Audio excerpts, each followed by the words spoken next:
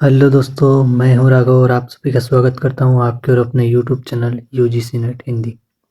जैसा कि UGC net ने भी एप्लीकेशन फॉर्म जो कि अप्लाई होने वाले हैं उसकी डेट जो कि दे दी है, तो यूजीसी ने भी एग्ज़ाम डेट भी साथ में दे दी है।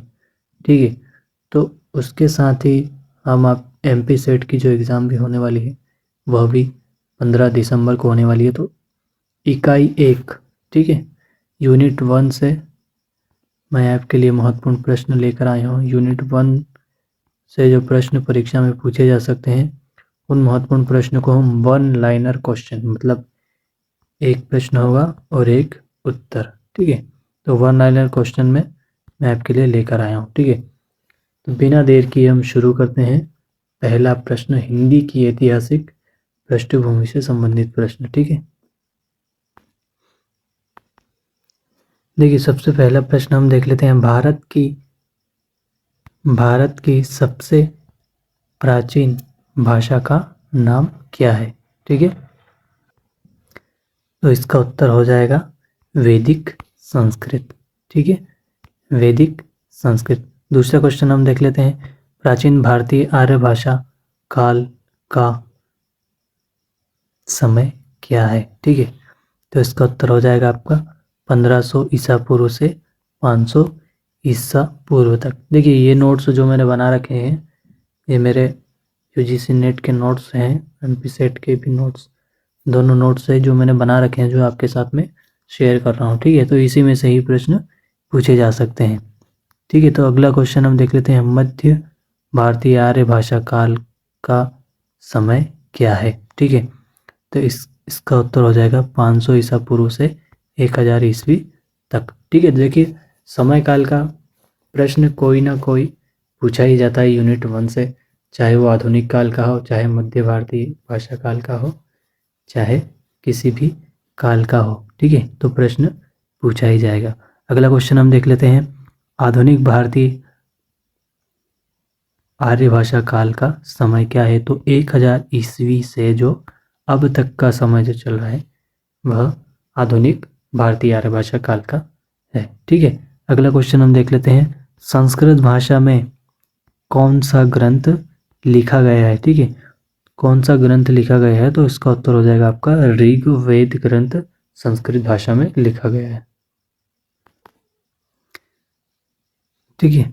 अगला क्वेश्चन हम देख लेते हैं। मध्य भारतीय आर्य भाषा में किस किस भाषा का विकास हुआ है। तो 3 भाषाओं का विकास हुआ है, पाली भाषा, प्राकृत और अपभ्रंश। अपभ्रंश के बाद हिंदी भाषा जो कि निकली है हमारी अपभ्रंश से, ठीक है।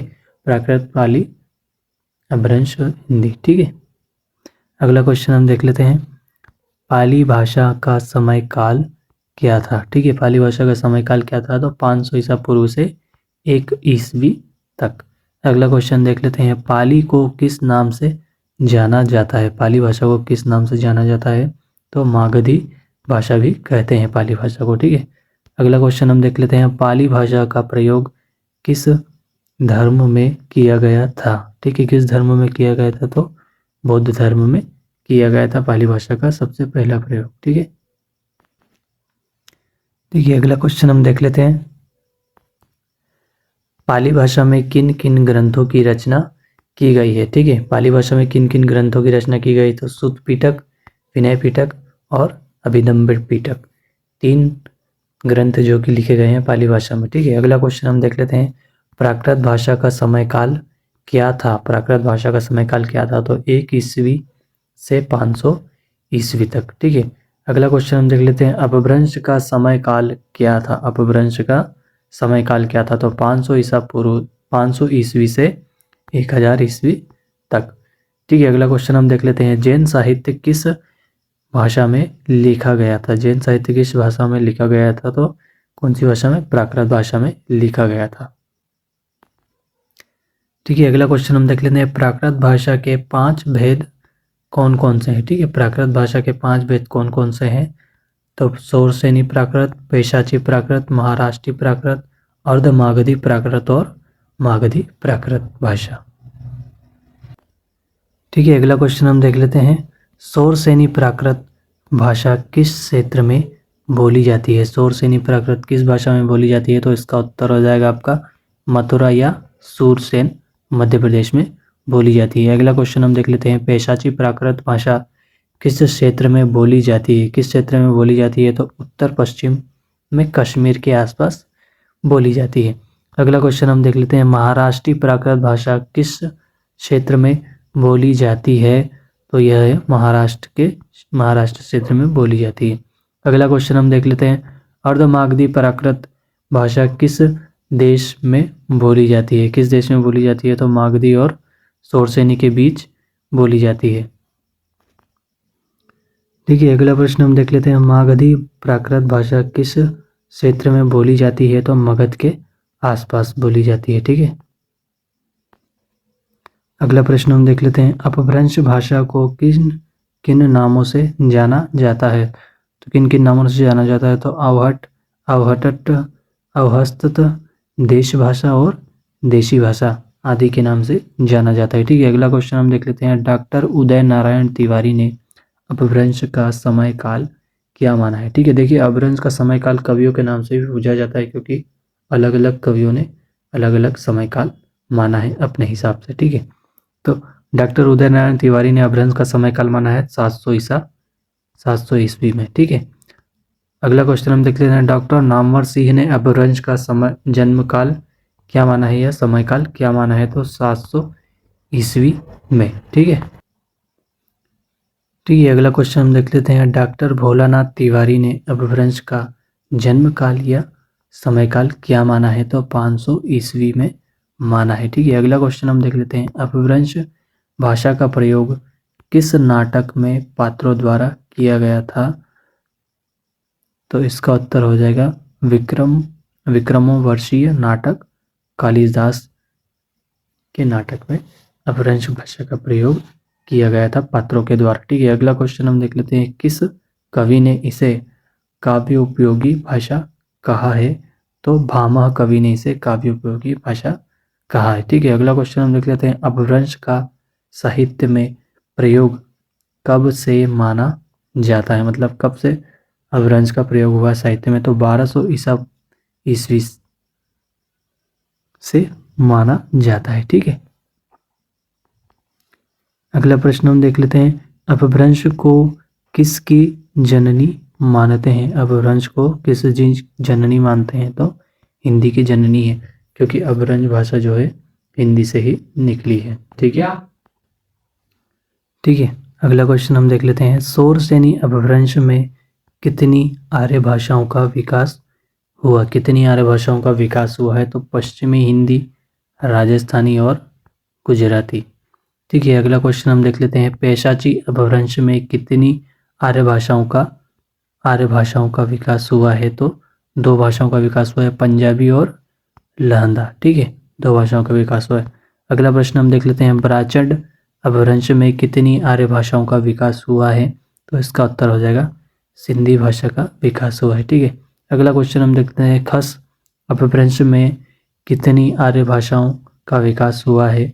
तो इसका उत्तर हो जाएगा पहाड़ी आर्य भाषाओं का विकास हुआ है। अगला क्वेश्चन हम देख लेते हैं, महाराष्ट्री अपभ्रंश में कितनी आर्य भाषाओं का विकास हुआ है? तो इसका उत्तर हो जाएगा मराठी भाषा का विकास हुआ है। ठीक है,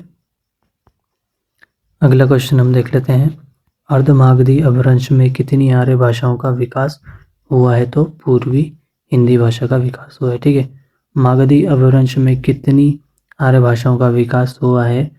तो कितनी आर्य भाषाओं का विकास हुआ है? तो उत्तर देख लेते हैं हम, बिहारी, उड़ीसा, असमिया और बंगला 4 भाषाओं का विकास हुआ है। ठीक है, अगला क्वेश्चन हम देख लेते हैं, भाषा का विकास क्रमिक रूप में समझा जा सकता है? मतलब भाषा कहाँ से शुरू हुई? तो वैदिक संस्कृत से भाषा शुरू हुई है। वैदिक संस्कृत, पाली, प्राकृत, अपभ्रंश और हिंदी। ठीक है, भाषा का यह क्रम है, परीक्षा में अवश्य करके पूछा भी जाता है कि भाषा का क्रम क्या है? तो पाली, प्राकृत, अपभ्रंश, हिंदी, यूँ पूछ सकते हैं, संस्कृत, पाली, प्राकृत, अपभ्रंश, हिंदी। ठीक है, हिंदी का जन्म अपभ्रंश भाषा से किस का जन्म हुआ है? तो हिंदी का जन्म हुआ है। ठीक है, तो यह प्रश्न भी पूछा जा सकता है। अगला क्वेश्चन हम देख लेते हैं,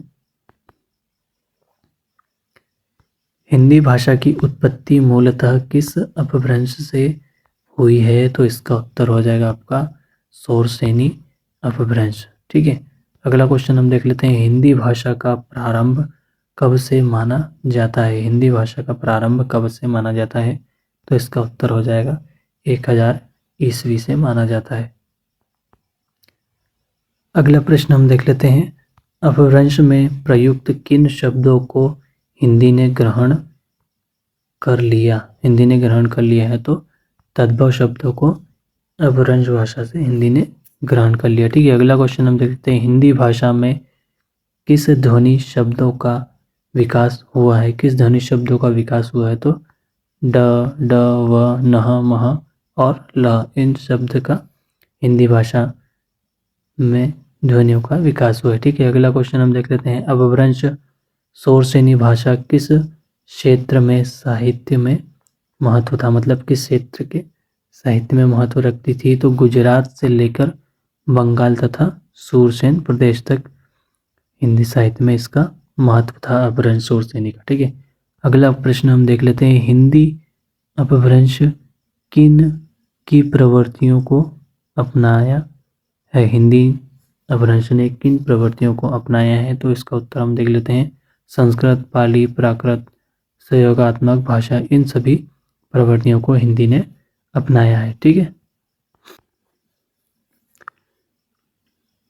अगला प्रश्न हम देख लेते हैं, काव्य में कौन सी भाषा का प्रयोग होता है? काव्य में कौन सी भाषा का प्रयोग होता है? तो अपभ्रंश भाषा का प्रयोग होता है। ठीक है, अगला प्रश्न हम देख लेते हैं, अपभ्रंश भाषा में कितने स्वर हैं? ठीक है, ये प्रश्न भी पूछा जा सकता है कि हिंदी में कितने स्वर होते हैं, कितने व्यंजन होते हैं, ये सब भी प्रश्न पूछे जा सकते हैं। तो अपभ्रंश भाषा में अभी हम देखेंगे, अपभ्रंश भाषा में कितने स्वर हैं? तो केवल 8 स्वर हैं, अ, आ, ई, उ, ए और ए। ठीक है, तो 8 स्वर हैं। ठीक है,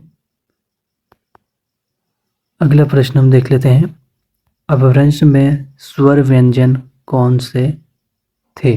ठीक है, स्वर और स्पर्शी व्यंजन कौन कौन से हैं? तो च, छ, ज, झ हिंदी में स्पर्शी संघर्षी हो गए, हिंदी में जाने के बाद इन्हें संघर्ष करना पड़ा। ठीक है, अगला क्वेश्चन हम देख लेते हैं, हिंदी में अपभ्रंश में दंत ध्वनियाँ कौन कौन सी है? ठीक है, दंत ध्वनियाँ कौन कौन सी है? तो न, र, ल, स। ठीक है, हिंदी में वर्तस्य ध्वनि हो गई। ठीक है, हिंदी में वर्तस्य ध्वनियों के नाम से जाना जाता है। ठीक है, अगला क्वेश्चन हम देख लेते हैं, अपभ्रंश में संयुक्त व्यंजन कौन से शब्द थे? संयुक्त व्यंजन कौन से शब्द थे? तो नह, मह और ल। हिंदी में न, म, ल के महाप्राण रूप हो गए, मतलब इनका रूप परिवर्तित हो गया और हिंदी में जाने के बाद ये न, म और ल हो गए। ठीक है, अगला प्रश्न हम देख लेते हैं, हिंदी में प्रयुक्त शब्द में किन किन भाषाओं का मिश्रण होने लगा? तो संस्कृत, पश्तो, फारसी और तुर्की, इन सभी भाषाओं का हिंदी में मिश्रण होने लगा, मतलब सभी अलग अलग शब्द एक जुड़कर हिंदी भाषा बनने लगी। ठीक है, अगला प्रश्न हम देख लेते हैं, अपभ्रंश के कवि सरहपा की कौन सी रचना है? अपभ्रंश भाषा में उनकी रचना है तो मुक्तक रचना अपभ्रंश भाषा में लिखी गई है। ठीक है, अगला क्वेश्चन हम देख लेते हैं, देवसेन की रचना का नाम क्या है? देवसेन की रचना का नाम क्या है? तो इसका उत्तर हो जाएगा आपका श्रावकाचार्य। अगला क्वेश्चन हम देख लेते हैं, स्वयंभू की रचना का नाम क्या है? स्वयंभू की 3 रचनाएं हैं, पौमचर्यु, रिठट्ट, नेमिचर्यु और स्वयंभू छंद। ठीक है, अगला क्वेश्चन हम देख लेते हैं, पुष्पदंत की रचना कौन सी है? ठीक है, देखिए रचनाओं से संबंधित प्रश्न पूछा ही जाएगा अवश्य करके, तो मैं रचनाओं का एक वीडियो लेकर आऊँगा कि उनका प्रकाशन वर्ष और रचना किस कवि की है। ठीक है, तो इसके लिए भी एक वीडियो हम बनाएंगे, पर पहले हम इसमें केवल रचना देख लेते हैं कौन कौन सी रचनाएं। ठीक है, तो पुष्पदंत की रचना है महापुराण और जसहर चर्यु। ठीक है, 2 रचनाएं इनकी महत्वपूर्ण। अगला क्वेश्चन हम देख लेते हैं, धनपाल की रचना कौन सी है? धनपाल कवि है, उनकी रचना कौन सी है? तो इसका उत्तर हो जाएगा भविष्यत कहा। अगला क्वेश्चन हम देख लेते हैं, अब्दुल रहमान की रचना कौन सी है? अब्दुल रहमान की रचना कौन सी है? तो इसका उत्तर हो जाएगा आपका संदेश रासक। अगला क्वेश्चन हम देख लेते हैं, जीनी दत्त सूरी की रचना कौन सी है?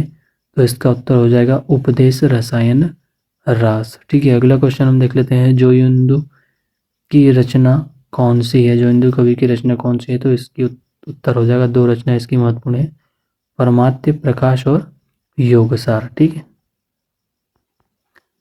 अगला क्वेश्चन हम देख लेते हैं, राम सिंह की रचना कौन सी है? तो इसका उत्तर हो जाएगा पाहुड़ दोहा। अगला क्वेश्चन हम देख लेते हैं, हेमचंद्र की कौन सी रचना है?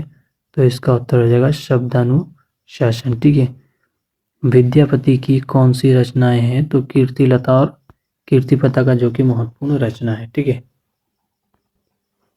ठीक है दोस्तों, तो यह सारी जो हिंदी की ऐतिहासिक पृष्ठभूमि से मैंने ये महत्वपूर्ण प्रश्न ले लिए हैं। ठीक है, तो इन्हीं में से ही प्रश्न पूछे जा सकते हैं एमपी सेट और यूजीसी नेट में। ठीक है, ठीक है दोस्तों, तो यह हमारी पहले टॉपिक की यूनिट 1 की महत्वपूर्ण प्रश्न हमने एमसीक्यू सोल्व कर लिए हैं और मैं एक वाक्य में ही क्वेश्चन और आंसर लेकर आऊँगा। ठीक है, अगर आपको यह वीडियो अच्छा लगा हो और अगर आप हमारे चैनल पर नए हैं तो प्लीज़ हमारे चैनल को सब्सक्राइब कीजिएगा, बेल आइकन को प्रेस कीजिएगा ताकि अगली वीडियो का नोटिफिकेशन आपको मिलता रहे। और अगर आप यूजीसी नेट और सेट की तैयारी कर रहे हैं तो आपके लिए हम हर दिन एमसीक्यू लेकर आते रहेंगे। तब तक के लिए धन्यवाद।